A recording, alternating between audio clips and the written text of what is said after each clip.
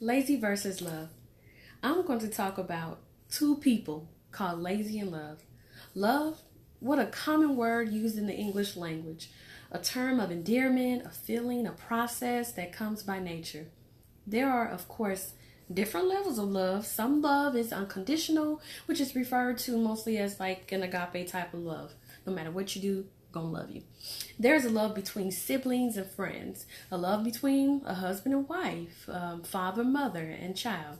Despite what people may define as love, the most potent and effervescent love of them all was the love that the Messiah, of course, who laid down his life on the cross in Calvary and in exchange gave us eternal life.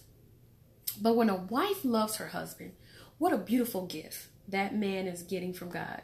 His bride, tried and true, there for him when he needs her, which is majority of the time.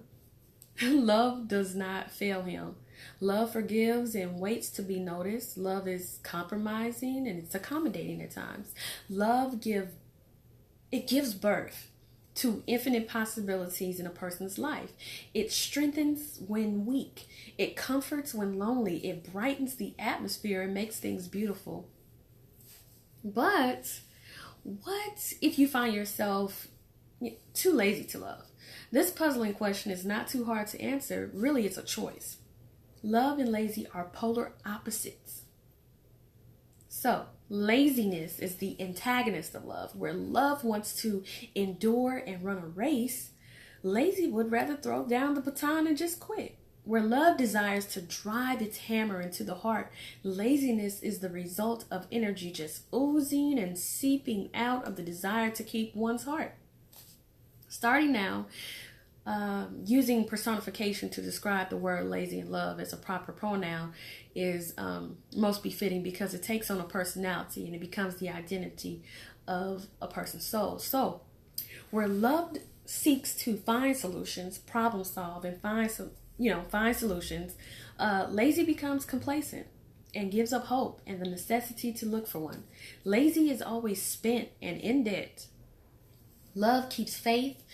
Lazy is fearful and daunting. Love is fearless and runs like a well-oiled machine that produces. Lazy is mute and ignorant, while love initiates conversation, expresses, and articulates with action rather than just with words. Love is forgiving and anxious to reconcile, but love holds a grudge and befriends resentment. Lazy is ugly and lifeless, while love's reflection remains gorgeous and breathtaking. Lazy is rude and impatient, while love is kind and patient. Lazy gets a bad reputation, while love continues to get good press and becomes circulated. Lazy gossips while love stands on truth. Lazy is selfish because it also considers self, while love is selfless and gives and gives and gives some more. Is there a such thing as a lazy lover? Or are you just too lazy to love? With all that it's worth, lazy is dismissive and oblivious to its surroundings, but love takes notice and compliments. Lazy hurts and can sometimes be extremely inconsiderate, while love considers and seeks to heal the hurting. Which person are you? Are you lazy or love? It is easier to be lazy because love takes effort. Love demands you to work.